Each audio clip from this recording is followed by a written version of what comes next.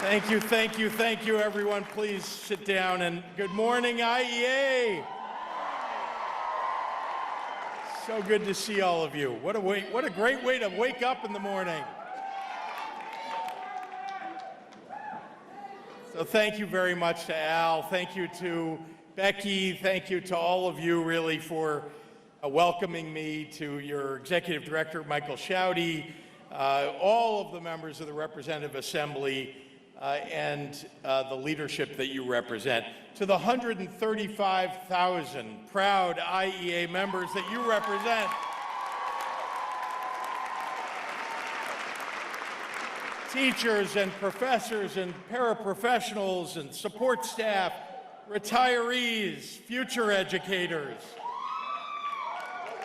Thank you for all the days that you come in early and you've stayed late. Thank you for the countless ways that you nurture and encourage and support our children. Thank you for the sacrifices that you make to shape the future of this great state and this nation. There is an awful lot of fear and uncertainty right now for parents, for children, and for all of you and those you represent. President Trump and his bootlickers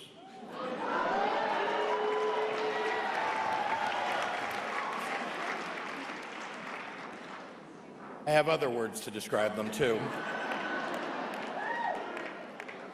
are tearing down, even as we speak, the U.S. Department of Education from inside. Instead of proposing anything to improve math and reading scores for students or to support those who work long hours to educate our children, they're making it harder for working-class students and their parents to get ahead by firing more than half of the department's workforce with no notice and no due process. I want to take a moment to thank our great Attorney General, Kwame Raoul, who is in court right now.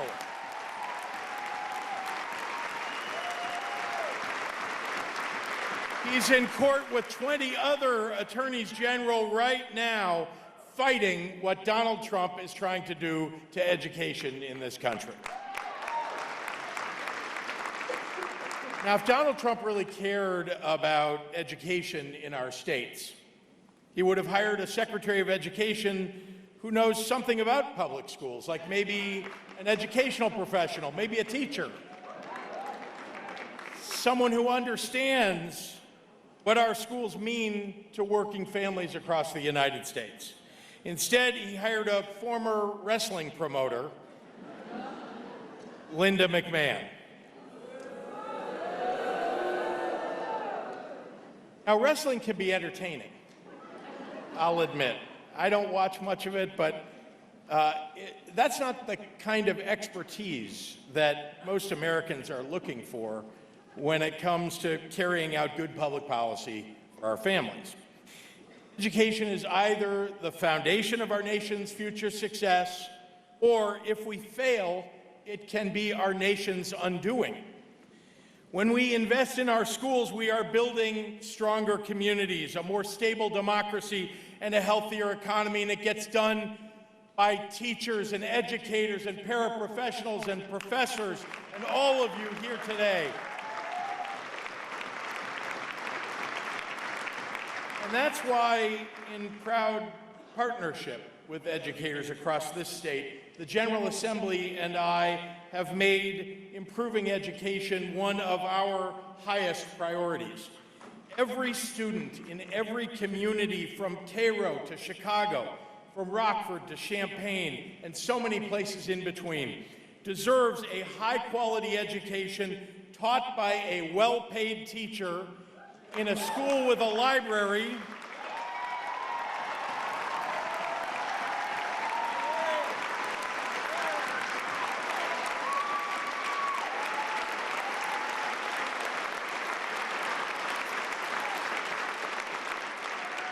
and a librarian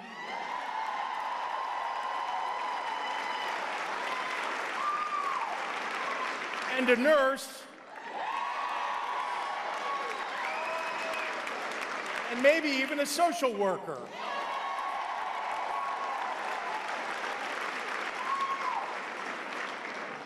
And so we've been trying to make progress toward all of those things. It's why we've increased funding for Illinois schools every single year that I've been in office. So far by more than $2.5 billion. Illinois has quadrupled the minimum wage for teachers. We increased scholarship and grant programs for aspiring teachers. We improved the funding of the teachers' retirement system pension plan beyond what is required by law. And I've asked the General Assembly to allow us to more quickly get to fully funding your pensions. This year in my proposed budget, we double down on our commitment to excellence in education, increasing state funding for public schools once again, even in a year where we have some fiscal challenges. Because it has to happen every year, year in and year out. Whether we can make the numbers work or not is up to us. What's important is we've got to fund you and make sure that you get to do the job that we need you to do. I've also proposed common sense legislation that will make it easier for you to do your jobs by requiring school districts to adopt a policy to ban cell phone use in classrooms.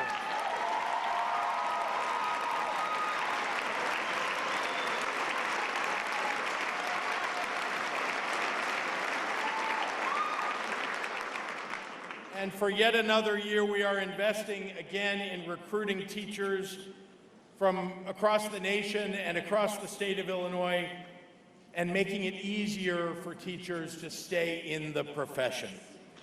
Now, it turns out that if you treat teachers well and you focus on improving our schools, you get real results.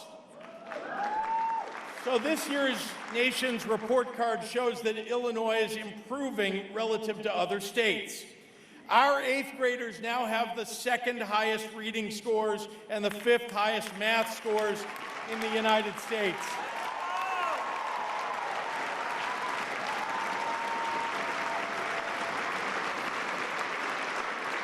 And Illinois' high school graduation rate is the highest it's been in 14 years.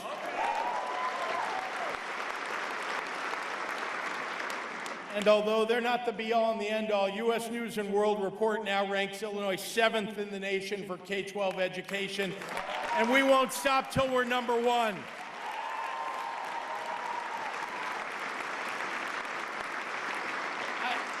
I don't want you to think that I'm suggesting that we don't have a whole lot more to do. We do. But let's take a moment to sing the praises of what we're accomplishing for our children in this state. And it's a testament to the hard work that all of you do, everybody in this room and the 135,000 members you represent, whose commitment is to maximizing the potential for every student in the state of Illinois. Now, the Doge bags in Washington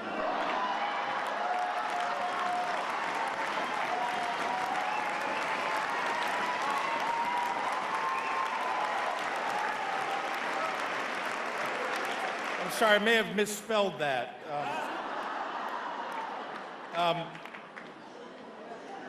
They hate that we're succeeding in Illinois. They just hate it. It drives them absolutely crazy, and I love that it does. But they're hell-bent on destroying public schools, not just here, but across the nation. Most immediately, the destruction of the Department of Education will mean that students in rural communities who have relied upon federal funding to keep their schools open are likely to see school closures and will have to travel further and more minutes, more hours to get to the education that they deserve. Students with disabilities and special needs are getting defunded, and they're getting left behind. Working class students who depend on Pell Grants to earn their college degrees may be forced now to drop out, and many forced, well, to forget about the idea of going to college at all. Now, I'm not going to sit still for it, are you? That is right. Fight back. If they hear from us, and if they hear us loud and clear from teachers and parents and students and their voters, we can beat them back. But we're going to have to fight for it. Are you ready for the fight? IEA, are you ready for the fight? Let's go get them, everybody! Let's go beat them!